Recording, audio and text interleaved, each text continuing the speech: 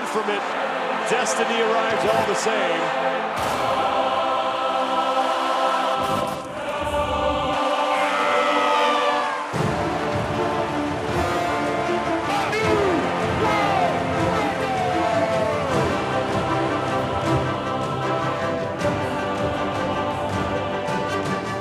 The 2020 Rogue Invitational is brought to you by Ramwad. Optimize your range of motion when you start your 7-day free trial at ramwad.com. The United States Army. What's your warrior? Find out at goarmy.com. Concept 2. Your solid training partner at home or in the gym. And Rogue. Don't weaken. One event remains at the 2020 Rogue Invitational, and it's a classic rep scheme of 21, 15, and 9. And at the end of it, we will figure out who will be on the podium after 6 events. Thanks for staying with us today, everybody, here on the Rogue Iron Game. I am Sean Woodland. Before we go any further here, I know a lot of you wanted to be here in person and watch this event, and there was one person in particular that we were really looking forward to meeting, and that is 9-year-old Brandon McDonald. He is currently battling cancer. First off, Brandon, thanks for watching. Congratulations on graduating the 3rd grade. We definitely hope to see you soon. Maybe we'll get to grab a workout, shoot a little hoops, and definitely play with some of those Legos as well. That sounds like a good day to me. So I just want to let you know that we are all thinking of you and that we are all behind you. So Brandon, take care, and we hope to see you soon, my friend. All right, let's get back into it. Matt Fraser is one of the athletes who was supposed to compete here, but who withdrew because an injury just hampered his preparation. I was able to catch up with him earlier today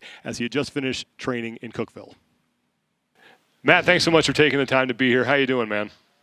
Good. How about yourself? I'm doing well. With everything going on with the quarantine and the pandemic right now, other than just training, how have you been spending your time? Man, that about summed it up. Just training. We took a trip down to Tampa last week. Dealing with an injury, and I just wasn't confident in the doctor I was dealing with here. So I called my friend Alex Guerrero. He runs TB12, and the diagnosis from the doctor here was, 7 to 8 weeks recovery, and that wasn't quite good enough for me. So I called Alex, and he was like, "Oh, I'll get you fixed in 3 to 5 days." So he was like, "Yeah, just come on down to Tampa." So we jumped on a plane a couple hours later, and yeah, he got me fixed up. Well, now that you're back to 100%, how has training been going for you here the past couple weeks? Training's been phenomenal. I have no complaints. I've hit a couple workouts that, I hit, a couple months ago, just kind of see where my times compare, and, crushing all my old times. The weights are going up well. It's, with this whole competition, I wasn't able to prepare. And, I text Bill and Katie, probably a month before the competition, just said like, "Hey guys, like I'm dealing with this. I'm 50-50 on if I'm going to be able to do it." And then once we were like a week or 2 ahead, I just texted him and said like, "Hey, I'm sorry. I haven't been able to prep properly. Depending on what events come up, I just haven't been able to train. So, if a max out lift comes up, I don't want to put my body through that when I haven't prepared it properly and kind of put myself in a vulnerable position." So it was unfortunate that I had to pull a plug on this, but everything's great. Still training. We watched. All right, so let's bring in Chase Ingram here. So Chase, God forbid that Matt Fraser shows up and finishes second at 50% of what his capacity is, but it's scary to hear that he is back to full strength. Let's go to the women's side of the competition first. Tia Toomey doing Matt Fraser-like things, actually doing Tia Toomey-like things. I don't think we can really compare the two of them anymore because they are basically the same person dominating in their own ways. But what has stood out to you about the way that she has just taken control of this competition? I think how casually she's done it. Now, I know she's putting in the work, and she's working her butt off to do this, especially on the competition weekend, but it's not just that she's good this weekend, but that she's getting scary good. And the way you do that to make that next step is that you make it look easy and that nobody else really belongs almost on the competition floor with you. That's what she's doing right now. She has a 50-point lead over Sara Sigmundsdottir, so we basically have 3 athletes vying for 2 spots on the leaderboard. So Sara Sigmundsdottir is having a pretty impressive competition as well. And we asked her, what is it like competing in this kind of format with no fans and none of her fellow competitors?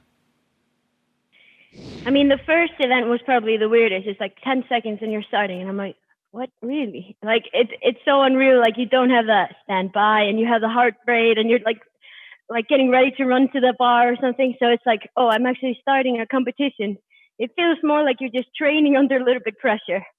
But it's like, as the weekend went on, you felt more and more pressure. And timing for me has always been a problem. So warming up for this is more challenging than in a competition because of the call out time. Like, when you're called out, you just have a specific time and you have to be ready at that time. Now it's like you're starting the workout after 3 minutes. I'm like, I'm not ready.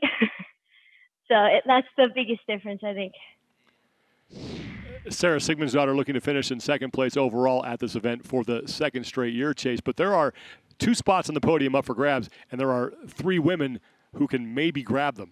Oh, yeah, it's like musical chairs. You got 3 spots, 2 chairs. You got to make sure you get the seat that's open to you. But and that's the exciting part about this race. But a little bit more on Sara Sigmundsdottir is I think I'm hoping that this is kind of that one, say, competition that taught her how to kind of keep her headspace in control without the distraction from outside and show you how good she can be when she can do that. Let's go to the men's side of competition. They will be up first for the final event at number 6. And really the same story. Pat Vellner has a 70-point lead on Björgvin Karl Guðmundsson. So Vellner looks like he's going to walk away with first place overall. But like the story is with the women, you have 3 men who are vying for those final 2 spots on the podium. So, Chase, we should see a good battle here in the final event between BKG, Noah Ohlsen, and Chandler Smith. I think all 3 of those athletes only separated by 10 points apiece. And the way that this scoring system works is that's just 2 spots between the 2 of them.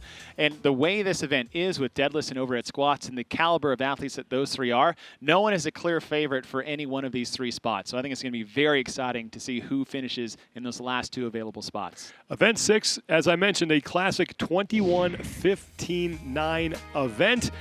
Deadlifts at 275 for the men, 185 for the women, and overhead squats 155 for the men and 105 for the women.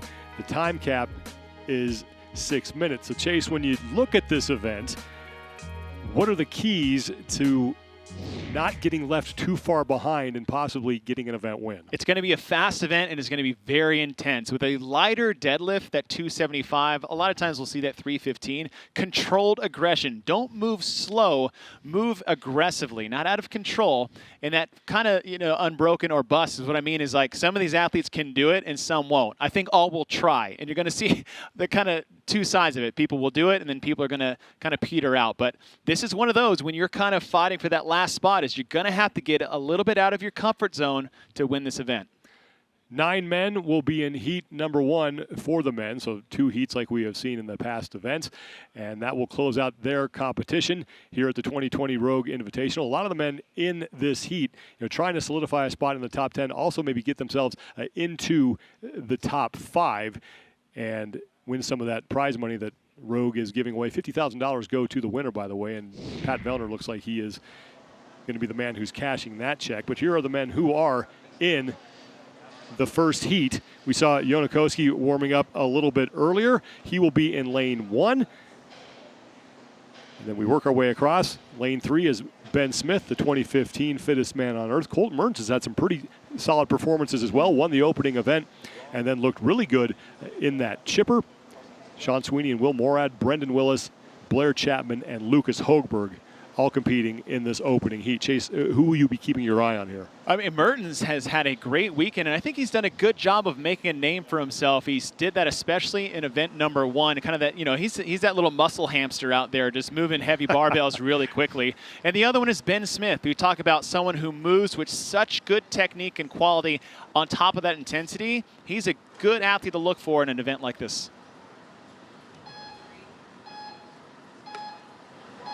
And we are underway, the first heat of the final event. 21-15-9, deadlifts at 275 and overhead squats at 155, 90 total reps. And it's Colton Mertens and Jonakoski on the lead pace early. I say controlled aggression is move the bar fast when you're on the bar. You don't have to go unbroken, but with 275, it's really kind of that middle ground weight to try to see if you should or shouldn't do that. Well, Colton Mertens, one of the guys you said you'd have your eyes on, is out front early. He did all 21 deadlifts unbroken, and now his 21 overhead squats at 155. Koski is on the overhead squats as well, as is Lucas Högberg. This is where you need to be very controlled in the quality of your movement because it is an overhead squat. 155 is not a light weight for the high volume of reps, including all the volume they've done up into this point. So make sure you're in a good position and not rushing through this movement, because if you get a little sloppy, that bar is going to come down. Colton Mertens has yet to take a break in either of the opening rounds of this event. He gets through 21 unbroken and now back to the 275-pound barbell for 15 deadlifts. And Mertens is opening up a sizable lead on Koski and Lucas Högberg. And this is that, that round where the workout tends to take shape for a lot of these athletes. But, I mean, the strength that this guy displays, a little aggressive on the bounce of that bar, but for 275, again, to navigate that through 15. Now the set of overhead squats will be telling for Mertens. Lucas Högberg has just closed out his first set of overhead squats. Mertens is on his second, 15 reps here. This is the opportunity. If you can lock that bar in a good position, it actually allows you to breathe just a little bit. But with that weight and the stability of the bar is that you get off kilter just a little bit, that thing's going to come crashing down. Yeah, Mertens is the only man on his second set of overhead squats, and now he's closing out his set and he's back to the deadlift. He is leaving everybody in his wake. Final set of 9 for Mertens. Look how far ahead he is on the left side of your screen. First break for Mertens in this entire event. Say what you want. It's like this guy can move a barbell. 9 overhead squats for Colton Mertens. Already has an event win under his belt in event number 1 and looking to put up another solid time here in the opening heat of event 6. Now for the second heat, these are the athletes that are going to make the differences for those last 2 podium positions between our top 3 athletes outside of Pat Vellner. And Mertens is in. He will take heat 1 by a huge margin, 242.8 unofficially. Lucas Högberg and Koski are fighting for second place, along with Brendan Willis and Sean Sweeney.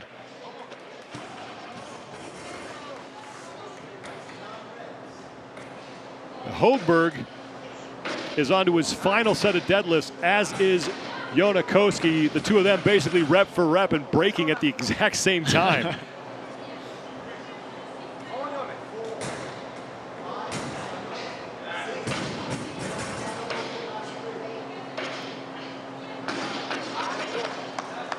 Koski is done with his deadlifts. He is ahead of Högberg. They are in opposite corners of your screen, and now the final set of 9 for Koski.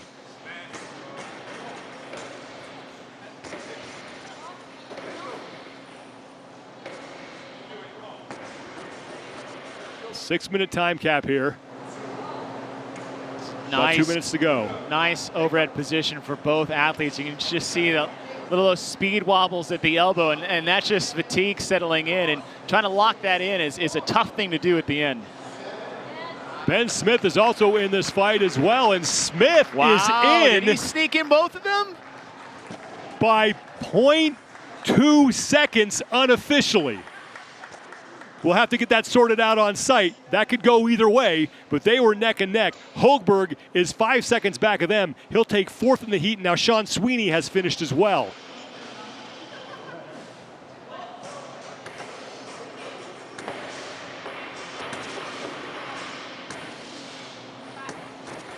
Brendan Willis and Blair Chapman now have both finished up. And keep in mind, in an event this quick, these times could definitely factor in when it comes to that final heat. But Colton Mertens at 242.8. Wow. That is going to be a tough time to beat. I mean, to be 90 seconds ahead of your second place competitor in a 21:15.9 scheme like this, it's almost like getting lapped in an 800-meter run. Mertens came in 12th place overall. This could definitely put him inside the top 10 as Nicholas Joyal, with less than 40 seconds to go, trying to close out his event. A couple more reps remain for him, and now Will Morad. Joyal is in. So Morad is done. Every athlete in the first heat getting in inside that 6-minute time cap, but none of them do it more quickly and more impressively than Colton Mertens, who put the barbell down maybe twice in the set of 9, but went unbroken on both movements in the sets of 15 and in the sets of 21. What it's wild is I'm looking at his splits on the deadlifts for the 21-15-9, and the round of 21 was his fastest round at 21.7 seconds, and the next two were both at 23 seconds. So his consistency on the bar, unbelievable. From start to finish, I mean, look at that overhead position, nice and locked in. It allows you to push the pace and go fast. Keeping the bar really close on the deadlifts. Again, he only broke in that last set of deadlifts twice and not in the other two. But man, I thought I'd see something around 3 minutes, but definitely not at that pace. So Colton Mertens, as we mentioned, already has an event win. He has had some very impressive performances here in the Invitational. Just hasn't been able to be too consistent with them. But once again, showing up on top of the results as far as this heat is concerned at 2:42.80 seconds. We'll have to sort out the Ben Smith-Jonakoski situation, as they were just 0.2 of a second separated from each other. Lucas Hogberg will take 5th, and Sean Sweeney rounding out the top 5 with a time of 4:20.80 seconds. But when you consider the athletes who are coming up here in the second heat, it's going to be tough for them, Chase, to track down that time by Colton Mertens. Yeah, yes, because I mean, I was like, okay.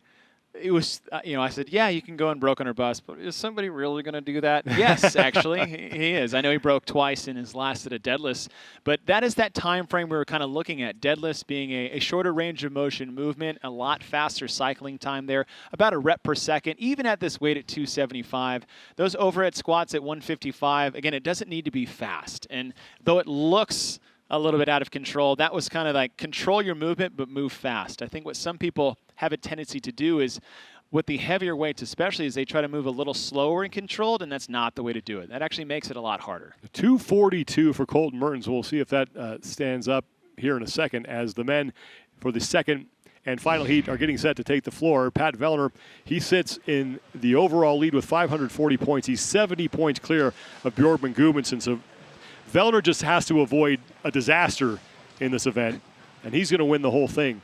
But as we mentioned, the battle for the podium is between 3 athletes with 2 spots remaining. Jacob Hebner is on the outside looking in of that fight. He is in 5th place overall. He could win this event and get some help in the process to get himself into the top 3, but it's going to take a lot in order to do that. But the battle is really between Guðmundsson, Ohlsen, and Chandler Smith. The 3 of them separated by just 20 points. I think Hebner is a little too far out to get up into the podium just based off the speed of this event. However, when it's always shorter, there's a lot more things that can actually go wrong, because small mistakes in an event that takes less than 3 minutes have massive implications. So where does Colton Mertens factor in for these athletes? Well, with that time like that, those are the spacing that they need in terms of Noah, BKG, and Chandler Smith to separate each other, because when you're separated by 10 points, it's 5 points per placing. So if they went 2nd, 3rd, 4th in this event, nothing would change. Alexander Caron getting his barbells ready. There's Saxon Panchik. I mean, you keep showing these athletes, every one of these guys, like, they'll do good. Oh, no, wait, I think that guy will do it pretty well, too. This is a stacked heat that anything can happen with the athletes that you have here. So nothing is settled aside from, Pat Vellner's arms falling off in the middle of the event. But for that 2nd and 3rd place position, there's a lot that can happen. The Saxon Panchik on the bottom right of your screen, 6th place overall right now, and he's trying to chase down Jacob Hebner. So watch the race between the 2 of them, because Saxon would like to get himself into the top 5. That'd be an impressive performance from him here at the 2020 Rogue Invitational.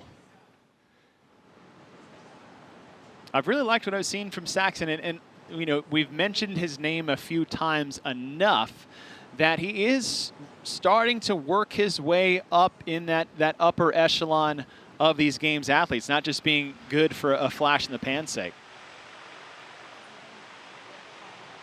Jacob Hebner trying to hang on to that top 5 spot. That man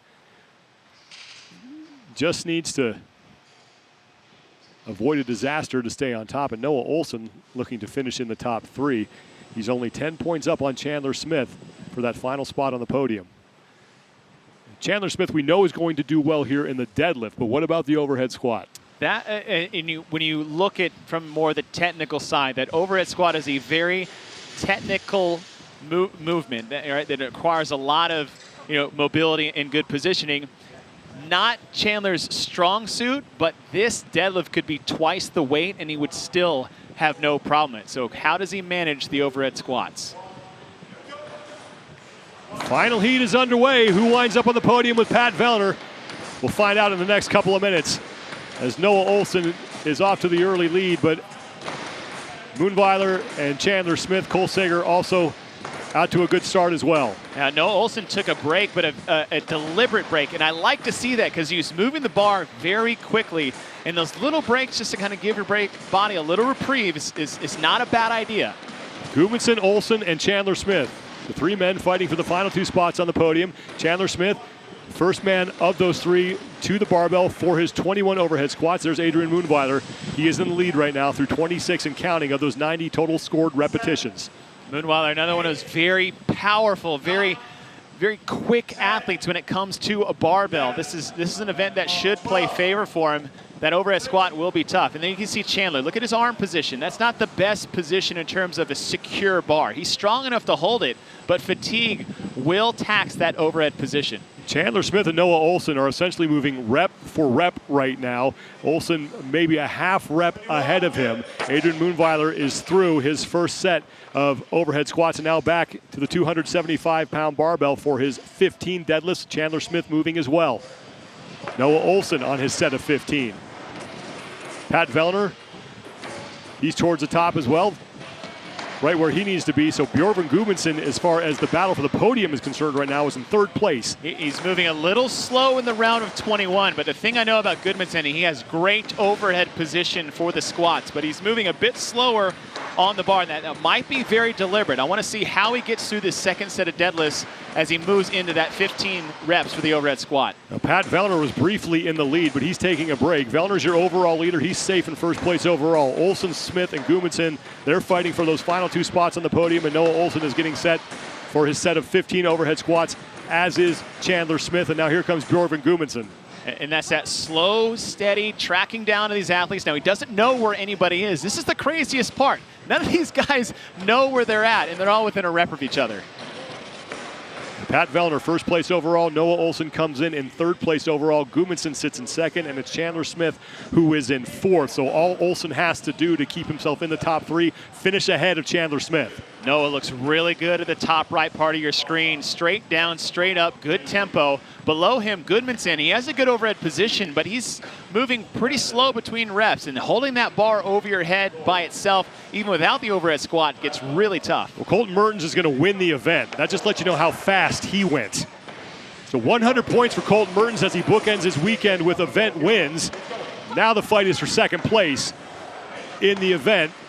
Noah Ohlsen continues to lead here. Pat Vellner sits in 2nd. Chandler Smith has some work to do to catch up with Ohlsen. He's got to beat him by at least 2 spots to get onto the podium. Ohlsen looking good as far as staying in 3rd place is concerned. He's back to the 155-pound barbell, his final 9 overhead squats. Now he looks good, but now look at the times in the previous heat, the 4:10, the 4:10, and the 4:15. How is that going to affect between Guðmundsson, Ohlsen, and Chandler? We're at about 3:30. Guðmundsson is on his round of 9 overhead squats. Now here comes Chandler Smith. Ohlsen is done. He's going to stay on the podium. 3:30. That'll take 2nd in the event. Vellner is in. He's going to win the whole thing. Guðmundsson has just got to keep moving, and he will hold off Chandler Smith. Guðmundsson is in. Smith is in. So Björgvin Guðmundsson had a 20-point lead on Chandler Smith, so Chandler was going to have to beat him by a pretty sizable margin in order to leapfrog him in the overall standings. Moonweiler is in as well, so a fast and frantic event as Cole Sager now looking to close out his competition.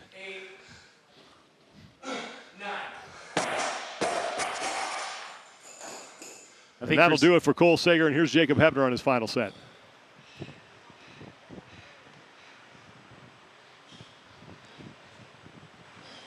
That's good overhead position for Hebner. That's not really a movement he ever has an issue with, but I know the deadlifts were tough for him. You know, he's talking earlier about his midline just getting pretty smoked over the last 5 events.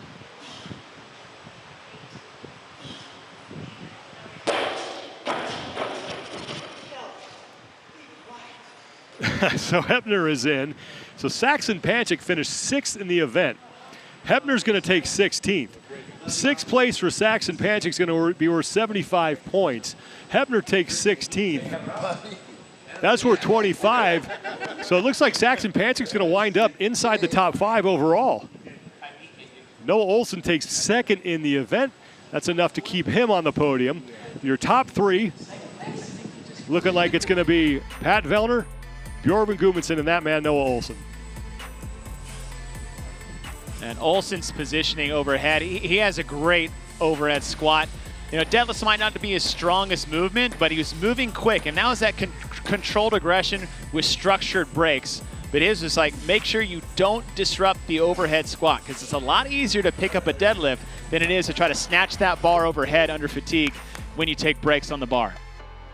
And Noah Ohlsen, deservedly so, celebrating that performance as he looks to finish inside the top 3. So Noah Ohlsen has put together a pretty impressive body of work here over the past year, Chase, as we take a look at the results for heat number 2 in the 6th and final event for the men. Noah Ohlsen 5 seconds ahead of Pat Vellner, who locks up the 2020 Rogue Invitational Championship. Chandler Smith will take 3rd in the heat. Alexander Carone, Saxon Panchik, Björgvin Karl Guðmundsson is listed at 4 minutes. So this may change some things. If that is the official time, because it's all unofficial right now, because it looked like Chandler Smith and Guðmundsson dropped at the same time, but maybe Guðmundsson was breaking on that last set. We didn't get to see the end of that. So if this is exactly how they finish, Chandler Smith could wind up on the podium. Guðmundsson. It's a 20-point deficit that he had to make up. And if these results hold, that's close. Chandler Smith will get 4th in the event. Unofficially, that's 85 points. Björgvin Guðmundsson would take 8th, which is 65, and then it would come down to a tiebreak. And I think they both have an event win. So we're going to have to wait how this all sorts out. But it does look like we are going to have a pretty interesting situation developing here on the podium, and we will wait and find out the official results to find out who joins Pat Vellner in the top 3. So let's move over now to the women's side, where it is essentially the exact same story. We have 3 women vying for 2 spots on the podium. And Chase, who do you think has a chance to join Tia Toomey there? Based off this event, I think Saunders has a good opportunity to. You know, you're talking about deadlifts at her strength, overhead squats with her ability, so she can make a play. I mean, Sigmundsdottir, Jamie Simmonds. So what's really exciting here is I'll be honest, I can't tell you exactly who's going to do well, and I think that is the most exciting part, because I'm not going to pick one or the other, because the way this is ending with this programming in this event, all of them have a legitimate shot to take one of those 3 spots for that podium position. What would it mean not only for Tia Toomey for her to win, but what would it mean for everybody else out there? It's a little scary.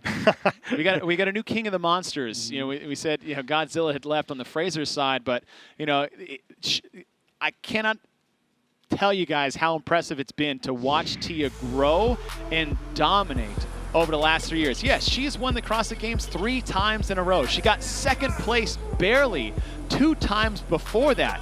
But, you know, we talk about headspace, mentality, gaming all the time. And Tia just looks like she's on another level, not just physically, but the aggression and the competitiveness that she brings onto the competition floor when nobody is around this weekend. Imagine if she was in, you know, on the competition floor with the crowd, being able to see where the athletes are. Tia has now become one of the most dangerous games athletes I've ever seen. Let's take a look one more time at the event description, just so we can refresh what we're up against here. 21:15.9. We all love that rep scheme. Deadlifts and overhead squats, 185 for the women, 105 on the overhead squat. And the time cap is 6 minutes. Chase, once again, how, if at all, do the keys change after seeing the men go through this event? Not much, because on the deadlift side, that's where that controlled aggression key comes from. Move the bar well, move the bar fast. Not necessarily unbroken, but with that control and that speed. Take your breaks as you need to. In terms of unbroken or bust, that's directly for the overhead squats. You can't put the bar down from the overhead position. Just like I said, is the time between it takes when you drop a bar from that overhead to get back, to snatch it up, to be in a good position, it takes too long. Take your breaks on the deadlift and go unbroken on the overhead squats.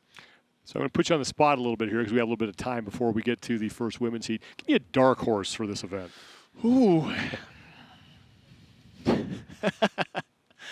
Kristen Holte. All right. I mean, I'm gonna put it out there because, you know, we never really give her enough credit when it comes to the barbell. We say you're good at distance, you're good at chippers, and then she always tends to surprise us when we shouldn't be surprised. So it's one of those, like, we should say it before we don't have to say it in retrospect. So I would like to see how she handles this event particularly. I like how you covered your bases there, mentioning Kristen Holte now before we have to apologize for not mentioning her when she does very well in this event. If you noticed, all the competition floors look exactly the same. And that's the reason for that is that Rogue sent not only the equipment to all the athletes, they also sent diagrams for every event on how the floors need to be set up so we could keep things as fair as possible so athletes didn't have carte blanche as far as setting up their competition floors and then maybe shortening some transition times.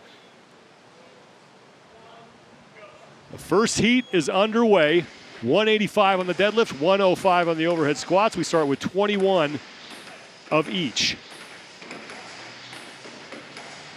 Now, being the final event, you got two athletes in here that have been hard charging throughout the day, and that would be Amanda Barnhart. Her last two events have been fantastic.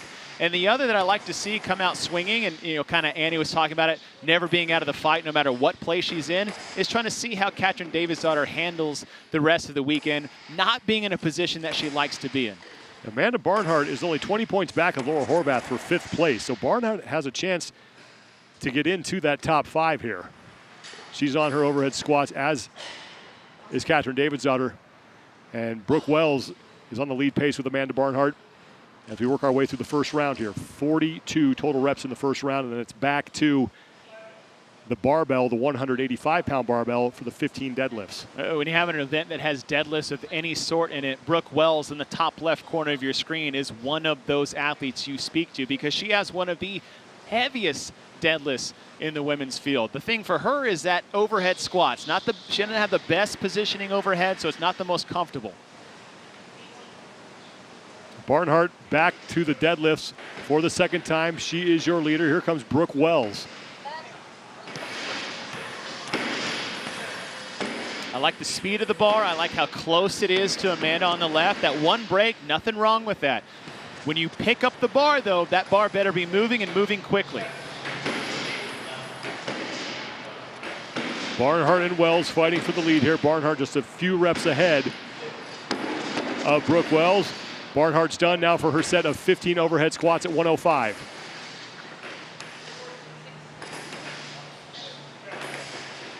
Look at Barnhart in the top part of your screen, 3 over from the left. It's just that, look at that overhead position.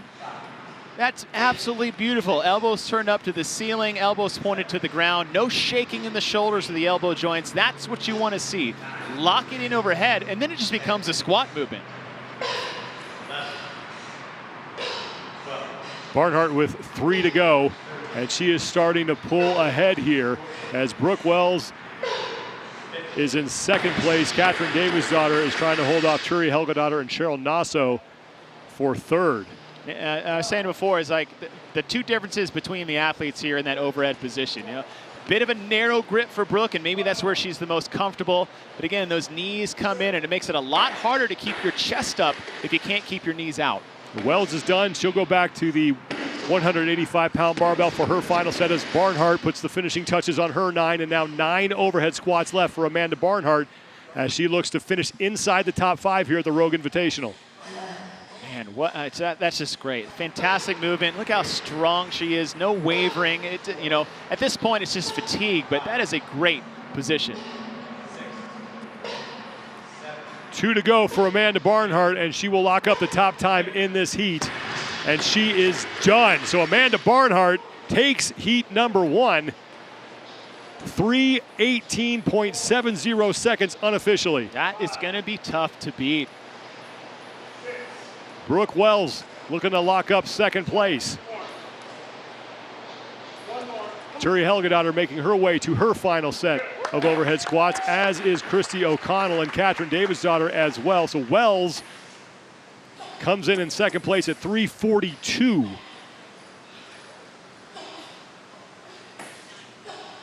Davidsdottir with a handful of reps to go. Christy O'Connell, she had to kind of gather herself on a couple reps there in that overhead position. She was ahead of Davidsdottir, but Davidsdottir, if you give her one movement that she might excel at, and that's high volume fatigued overhead squats. And I think she might have closed hard to sneak up ahead of O'Connell and Helgadottir. Less than a second right now, unofficially separating Davidsdottir from O'Connell. Tia-Clair Helgadottir finished, as did Fee Sagafi. Cheryl Nasso and Danielle Brandon are the only 2 athletes who have yet to come in. 6-minute time cap here in this event. Nasso just 2 reps to go.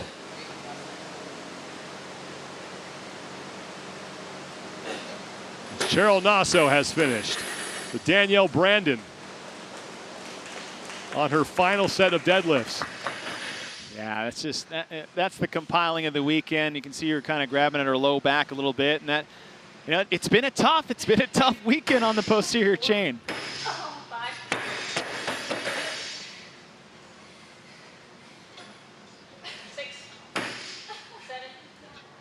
2 more and then 9 overhead squats, and has about 40 seconds in which to do them.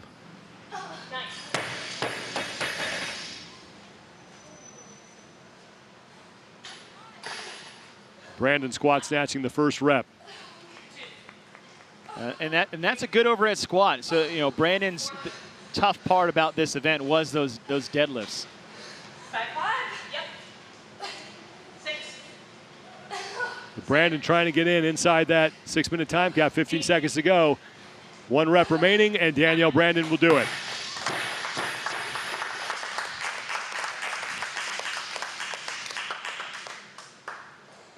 Every athlete in the opening heat getting inside that 6-minute time cap, but it's Amanda Barnhart with another impressive performance. 3:18.70 seconds. What a day 2 Barnhart has had coming in after Saturday, and really the only issue she's had all weekend was those high volume toes to bar that really kind of buried her a little bit in event number 3. And you know, we've seen that in the past as being a weakness for Barnhart because there's not a lot of other holes that she has. She's so strong. She has great movement, good overhead position. I mean, cleaning up maybe some of the technical flaws on her clean and jerk, as Coach Bergner alluded to earlier. But I mean, Amanda Barnhart doesn't have a lot of other holes to shore up that might actually vault her way up ahead in the position that we all think she's capable of. And now the pressure is on Laura Horvath because coming into this event, Barnhart only trailed Horvath by 20 points to get into the top 5. Barnhart in 6th, Horvath is in 5th. So Laura Horvath's going to have to come up with a pretty impressive performance here in order to hang on to that spot. What are the odds she does that, Chase? It's going to be tough. Is she capable of it? Absolutely. You don't accidentally get second at the CrossFit Games no matter when it was. Now, she's going to have to beat some pretty good people. She's going to have to beat, you know, you've got Tia in your heat, Sara, Cara Saunders. Well, there's 3 people right there on top of trying to beat Amanda Barnhart and Brooke Wells. So it's going to be hard, but I think that's kind of exciting thing to do is I think she's fully capable of doing that. But the thing is, does she know how fast she has to go? That's the hard part about being in Heat 2 and not being able to see what other people get.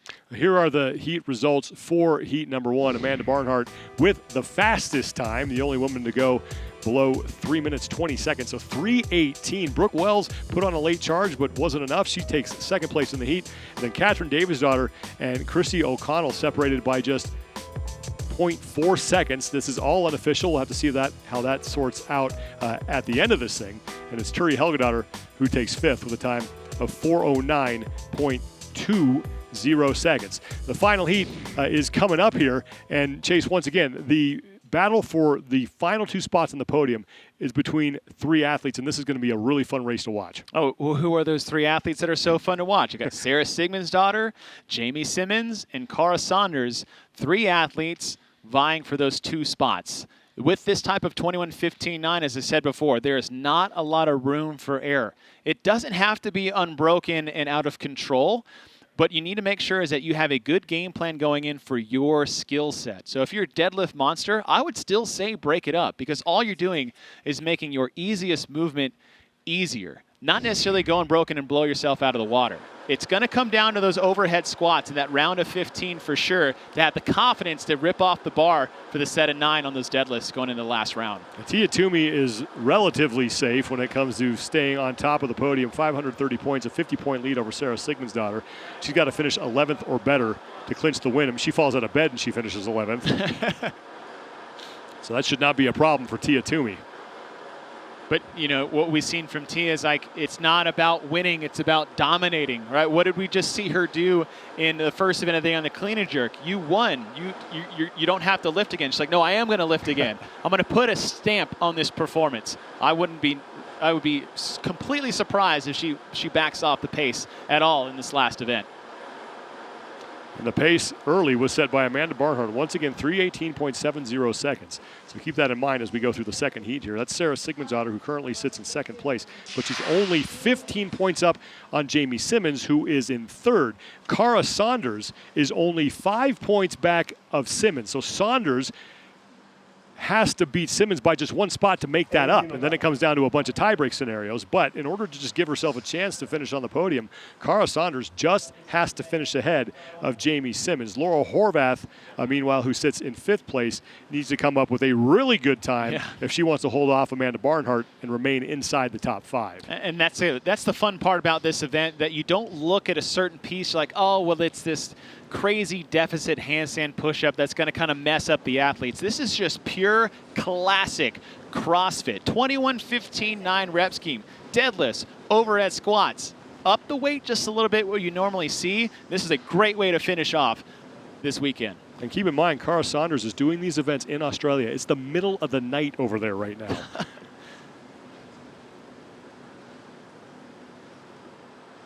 9 athletes in this second and final heat.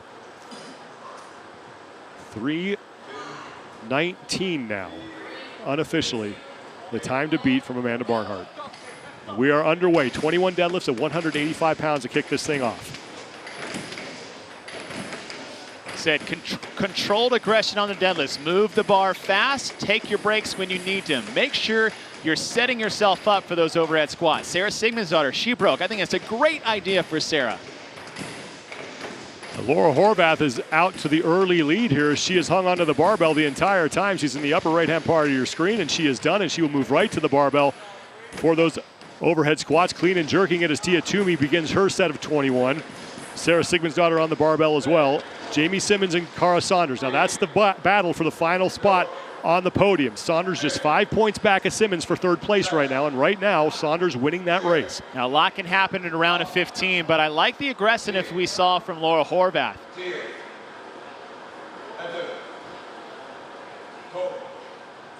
Now Toomey now in the lead. Horvath a couple reps back. Sigmundsdottir and Carolyn Prevost fighting for 3rd, and it's Saunders who is in 5th place right now in the heat. But the good news for Saunders, she's ahead of Jamie Simmonds. Toomey back to the barbell. Here's her set of 15. And for a lot of these athletes, for 2nd, 3rd, and 4th, between Simmonds, Sara, and Saunders, is that it doesn't really matter where they finish relative to the other people in their heat. It's how close they are to each other. Laura Horvath, upper right-hand part of your screen. She's on her deadlift. Carolyn Prevost in the bottom row, 2nd from left.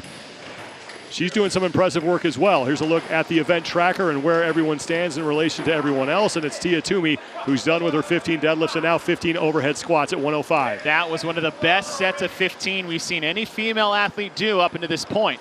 Now Horvath is hanging with her. Horvath on her 2nd set of 15 overhead squats.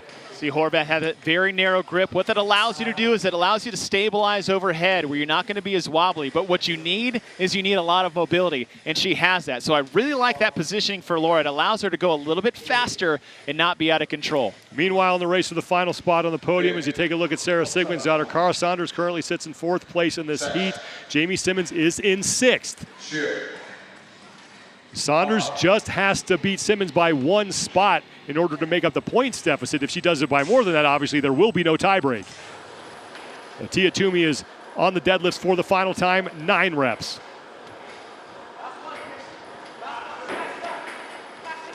Toomey is done, and she is on to the overhead squats for the final time, looking to put an exclamation point on her victory here.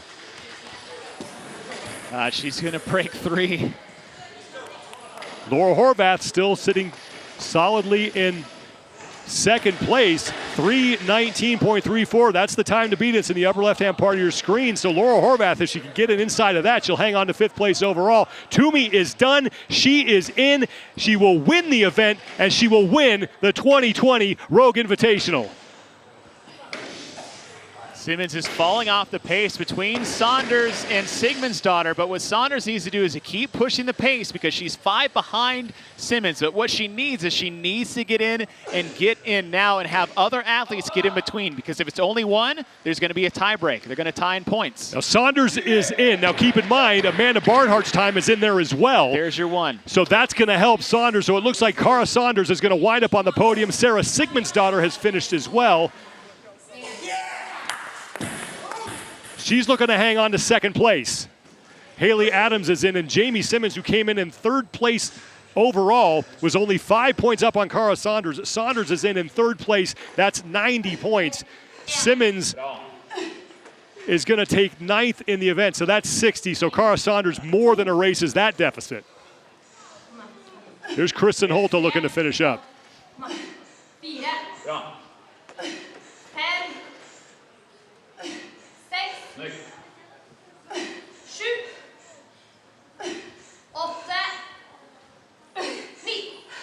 Final rep for Kristen Holte as she finishes in 4:13.80 unofficially. So Sam Briggs now, the last athlete to finish up, and just 5 reps remaining for the 2013 Fittest Woman on Earth.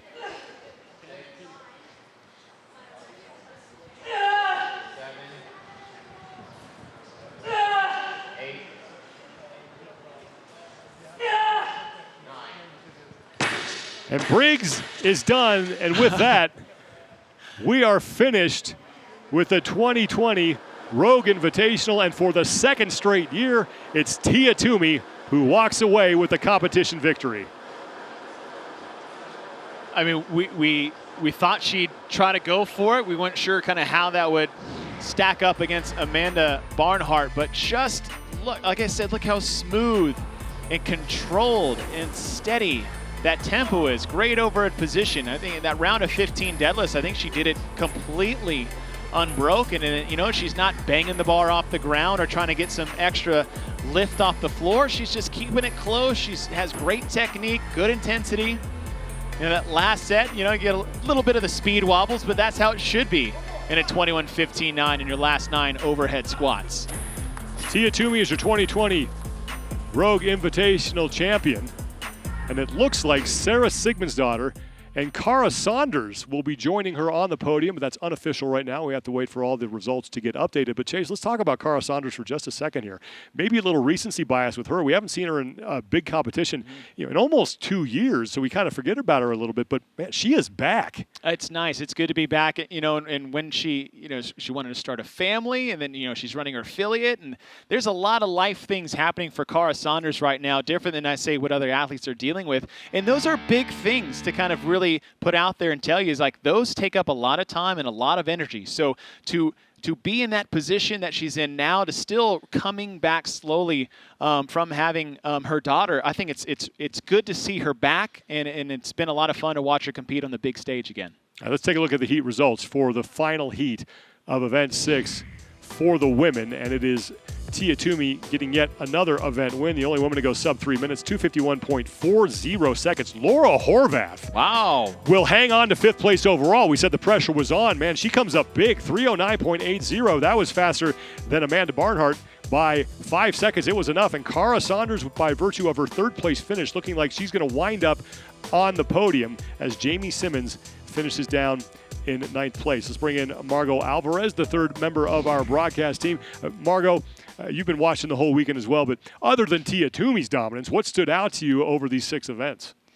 Being able to see all the athletes be able to put their best foot forward. Someone that stuck out to me was Sara, having her come back, maybe not having the event finishes that she wanted on day one, coming back almost with that fire in her belly, wanting that top spot, knowing the other athletes, being able to talk to Cara a little bit.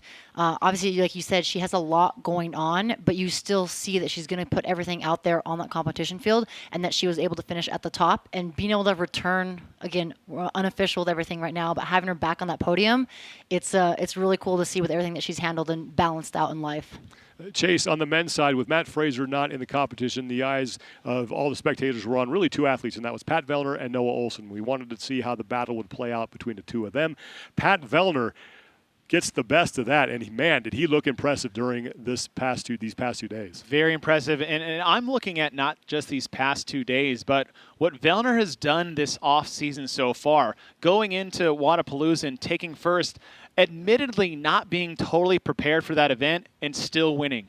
Coming into an environment after a pandemic, not being able to train as much as he wanted to train, being isolated in your own affiliate, and then dominating a stacked event like the Rogue Invitational.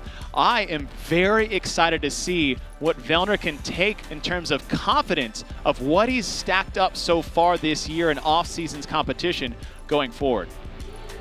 Pat Vellner winning the Rogue Invitational, and he does it in convincing fashion. He came into the final event with a 70-point cushion, and he may have added to that after a great performance in event number 6. Of course, he had a really solid result. And just, I mean, this is how well he looked all weekend. Nothing's out of control. He's not rushed. It was just that smooth consistency, and that's what you want to see at the highest level under the most intensity and pressure. Is like, can you keep your calm and still perform with that intensity? And I saw a lot of that from Vellner this weekend. Margot, you've competed in the same competitions as Pat. You've been around him a little bit. What makes him so good? I think his attitude and his outlook, he obviously is training, putting him in the best position to be successful, and kind of drives that envelope to be successful, not only in one event, but multiple events over the weekend. And just seeing his kind of laid back attitude where he's not putting necessarily pressure on himself, but obviously maybe has expectations that he wants to do well, he wants to win, finish on top. But I think not putting that extreme pressure or those expectations too high, where then you start to get inside your head. And that mental game, like I mentioned before, is super important. Just like on the women's side, that you might have the physical capacity and the capability, but that mental aspect and that mental game is so important. And if it gets to you inside your head, then it could affect your physical performance. We know Pat Vellner was going to win the whole thing, but there was some questions as to who was going to join him on the podium.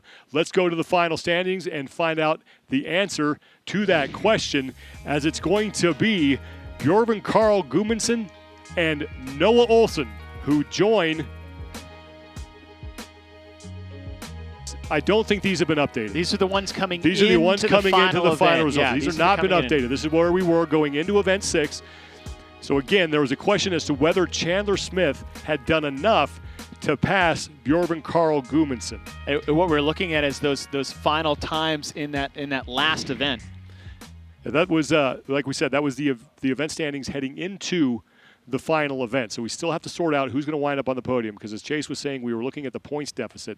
And by the results that we saw, the unofficial ones, it looked like Chandler Smith may have done enough to erase that deficit between him and Björgvin Karl Guðmundsson. So we'll wait for the final results before we make any official call. But we do know for sure that Pat Vellner is your 2020 Rogue Invitational champion, and he is joining us now. First off, Pat, congratulations. What was it like? I love it. What was it like competing in a competition where you were by yourself with no fans and you had no idea what your opponents were doing? It was weird, Sean. It was really weird. It's kind of a unique environment, and it's very similar to what the Open is like. And I think, we've talked about this forever over the years. The Open's an interesting competition because you can redo it, and you're in this environment by yourself, kind of racing ghosts. But if you don't like it, you can try it again. And that's always been a criticism of online formats. And now this is an online format where you don't really get that chance. So you've got to race the same ghosts and really put your best effort out, but you only get one shot at it, right? So it was really interesting. And I mean, working out in silence is a little weird. And it's funny to not have the feedback of a competition, and it makes the environment completely different. So I think it affects some people differently. Some people really love that competitive environment and it charges them up. And some people, it kind of gets in their head and they get in their own way a little bit. So it was cool. I mean, I think it ended up running really well. And I'm pumped. Like, it went super great. I mean, obviously it went well for me. So it's nice when that happens. You knew all the events coming in. That's something that's a little unique to some of these competitions as well. So how did that affect your preparation? I saw BK kind of commented on that earlier as well. I mean, we knew them, but we didn't have a lot of time. So I think you have to make the decision whether or not you're going to do real run throughs, or you're going to kind of maybe do the volume and run through it at more of a walking pace to get a feel for what the transitions look like, things like that. Like, you can practice the combinations and practice the skills and the movements, but it's sometimes not the best idea to do the whole competition 2 days before you do the whole competition. So I think a lot of people had to make decisions on that. Maybe there's a couple that you thought were going to be really sticky for you, so you wanted to give them a shot and feel what that stimulus was like. But yeah, I mean, for some of us that have competed a long time, you have an idea of how things are going to feel, and it helps you make a strategy regardless. So it's nice to have information. I'm a guy that kind of likes to not have information, but it can help you plan if you're someone who likes to strategize. I think Chase Ingram would like to ask you a question. So he's been talking bad about you all weekend, so he can do that. I'm in the background raising my sword to the King of the North. Hey, to buddy, Pat, I appreciate it. Pat, you've had a lot of off-season competitions so far this weekend, or so far this year. You traveled overseas to do one. You went to Wadapalooza, and now this new format. And you've been successful at all of them. How does that does that give you some good confidence moving forward based off what your training and competition success has been? Yeah, well, it means I'm pretty fit. Like, my fitness, like, it shines through in all different circumstances, right? So I think that's it's relieving in a way, and it's nice to know that what you're doing is working, right? And I would correct you that, I mean, these competitions, by and large, now are not out of season. This is what the season is. So making decisions to compete more often has different effects, but like, I've extended my season more than some athletes choose to, but this is it. Like, this is the season now. Like, that's how we compete. You can make decisions to travel and do things like that. And those are just extra opportunities to hone your craft and have some cool experiences. So it is neat. It's nice. It's cool to have another format available to us that seems to work. And I know it was a huge amount of work from the Rogue team, and organizationally it was messy at times, but I think it went off really well. So it's a cool new format, at least to know it's out there. I wouldn't say I'm jumping up and down to do competition workouts by myself in the silence in my gym again real soon, but it's cool. I mean, it works out super well. So, and yeah, like I said, it's nice to know that I can perform well under virtually any circumstance. Pat, congratulations. Go enjoy this one, and we look forward to seeing you again soon. Thanks, guys. Take care. Cheers. The King of the North, Pat Vellner, wins the 2020 Rogue Invitational. We now have the updated standings, and it was close. Vellner is your winner, and it's going to be Noah Ohlsen and Björgvin Guðmundsson who join him on the podium. These are your final standings. Pat Vellner 630, wow. Guðmundsson and Ohlsen tie, but Guðmundsson has the tie break. And once everything got sorted out, Chandler Smith, it turns out, did not do enough to get himself into the top three, but he finishes in fourth place. Great performance from him. Saxon Panchik, very impressive from that young man, fifth place overall. Adrian Moonweiler will take sixth. Hepner Carone Mertens, courtesy of his event win in event number 6. He actually has 2 this weekend, the first and the last event. And then Ben Smith finds his way inside the top 10. So obviously, we mentioned Godzilla, and that is Matt Fraser. After you saw what Pat Vellner did, is it possible that maybe Pat Vellner has what it takes to take down Godzilla. Enter player Chimera to the equation, the three-headed dragon onto the playing field as we battle on Skull Island. But for Pat, and the reason why I wanted to bring up the other competitions he's had in season is that he's competed in 3 very drastically different competitions overseas to compete, out of time zone. Days are off. You're not in your own bed. Down in Wadapalooza, again, more local, but a bigger, more big stage with a lot of people on there. And in this format, to see all of that center around nearly winning every single one of those, I think the confidence that he needs going forward for him is going to be big setting up for the rest of the season. Margot, what do you think about that? I'd have to agree. That's something I was actually thinking of. He's been put in all these different scenarios and events and competitions, and he's been able to rise to the occasion and be able to come out on top. And I think going into it, I remember I picked him as the number 1 just because I've seen his performance, I've seen his training, and how consistent he has been over the months and years. And so to have him come into this event in this format and finish on top again, it secures that. Let's not take anything away from Björgvin Karl and Noah Ohlsen. The two of them were extremely consistent and had some really impressive performances throughout the weekend. Let's start with BKG first. What did he show you this weekend, Chase? He shows that he is legit and he needs to be in that conversation for that podium, whatever the event it is, whether it's the games or a sanctioned event or one of the best CrossFitters in the space, along with the Frasers and the Vellners. Like, BKG has solidified himself as being one of those top dogs in the sport. So I think this weekend was a good example of that he is legit contender when it comes to the CrossFit landscape. And Margot, what did you see from Björgvin Karl Guðmundsson that maybe really caught your eye this weekend? I think it's something in the beginning. He maybe wasn't someone we were talking about a lot. We maybe mentioned him a little bit, but he kind of went under the radar a little bit. And then as the weekend and as the events continued, especially on this event right here, he was able to come out strong, finish on top, and obviously kind of show that, hey, I'm here. Look at me, look what I'm doing. So it's, again, making sure like he doesn't get slipped under the radar for other events. But now he's showing that presence more and more where it's like, hey, please, I'm still here. I'm still fighting. And meanwhile, Noah Ohlsen really established himself as one of the elite last year at the games with what he did. Now the question was, could he continue off of that?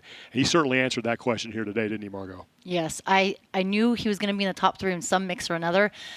But just seeing his performance last year and what he did and how he was so close to Matt and being able to push that threshold for himself and having him come back into this event, securing that top 3 spot. And I've seen Noah over the years, and he's developed, and I know you guys mentioned it earlier, not only growing that confidence and feeling a little bit more in his own shoes, but being able to play on that experience and build upon that, knowing when to push, when to kind of be a little more dynamic in what he wants to do with his plan and executing on those events, and then having him actually come here in this new and unique format and have him actually accomplish it. It was just, again, another check mark that says, hey, you can do it again and again. And Chase, look, Noah looks like just a more complete athlete. He's always had the physical side, but now it seems to be like he's putting it together as far as between the ears is concerned too. And that's a great point, because Noah has always been a very dynamic athlete in the sport since he first came onto the scene in 2014. And he's also been very good. The problem is he was super inconsistent. A lot of that had to do with experience on the CrossFit Games and competitive landscape, and a lot of it was kind of an immaturity, not as a negative, but just with the competition itself against the big dogs. Last year was a huge thing for Noah that give him the confidence that you do deserve to be here. You're not just kind of a flash in the event pan. And to see him perform well this weekend, after everything that everybody has gone through with their training and all this unknown on the landscape, is that to get third in the way that he did, almost flying under the radar and being consistent, I think is great for Noah's confidence moving forward. And finally, Chandler Smith misses out as far as the spot on the podium is concerned, but he does finish 4th.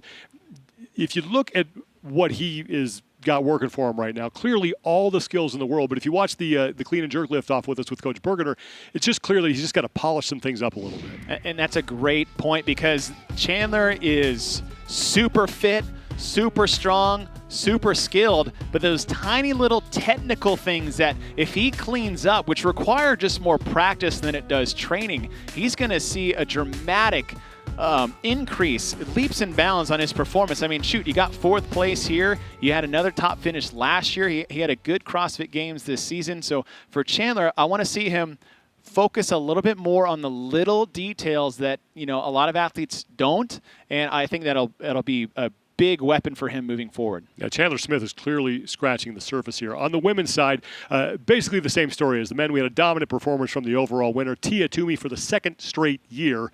Wins the Rogue Invitational, and she does it in convincing fashion, and she is joining us now. Tia, thank you so much for doing this.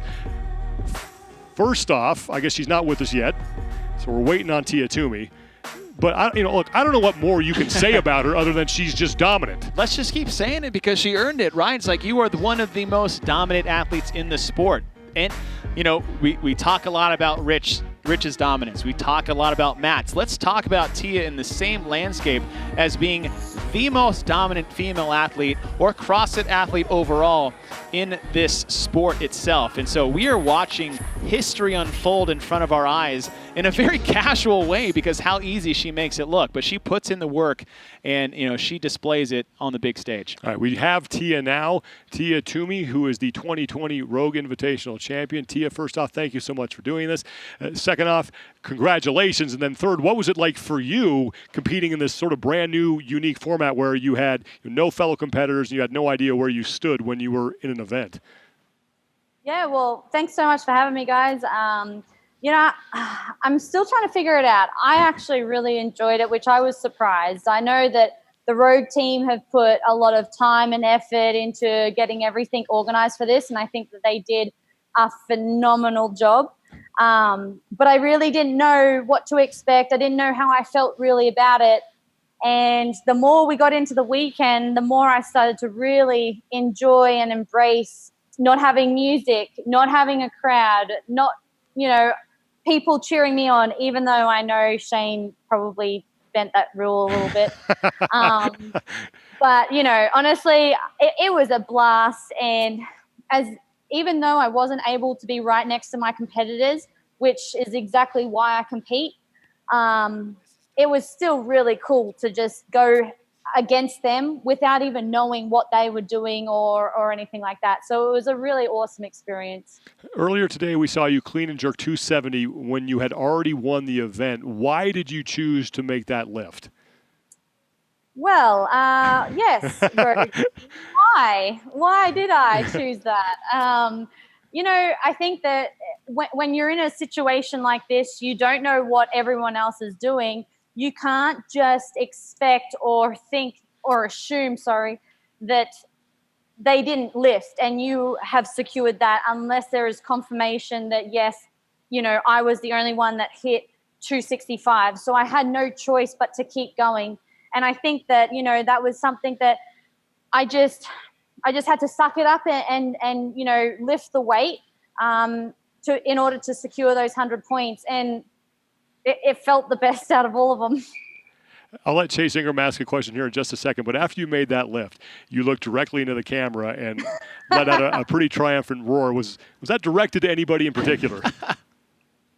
I don't know. I'll let you guys figure that one out. That is an acceptable answer, and I know we'll let Chase get in here. I want to say I felt like it was directed at me just a little bit. I cowered underneath the table as you did that. And Tia, like you said, in this format, not being on the competition floor, you live for that competition with your fellow athletes and with the crowd. And being able to push by yourself is that, how does this – I can't ask, how does this help bolster your training or anything, but, what is that confidence leading for you for the rest of the season, just knowing it's look what you can do isolated on your own. Imagine what's possible in front of a big crowd if we can ever have that again. Yes, that's a very good point you make there. In all honesty, I think that it just really goes to show and reiterates what I say.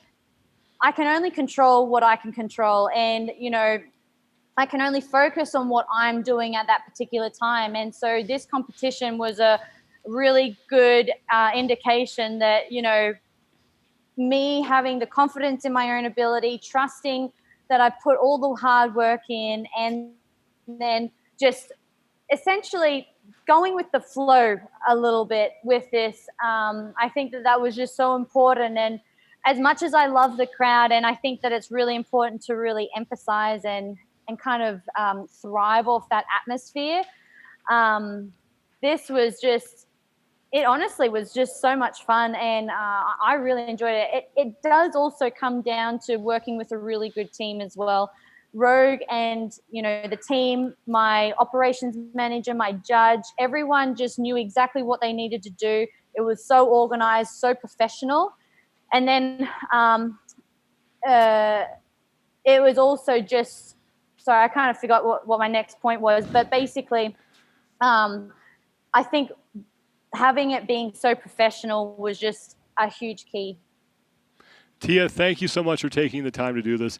Congratulations, and enjoy the rest of your week. And I'm sure you're probably just going to get back into some training right now.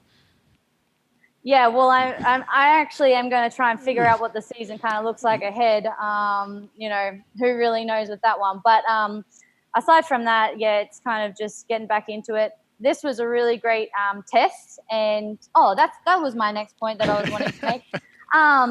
The workouts. Having the great workouts throughout the weekend was really good. I think that was, I said it earlier, it was a great variety.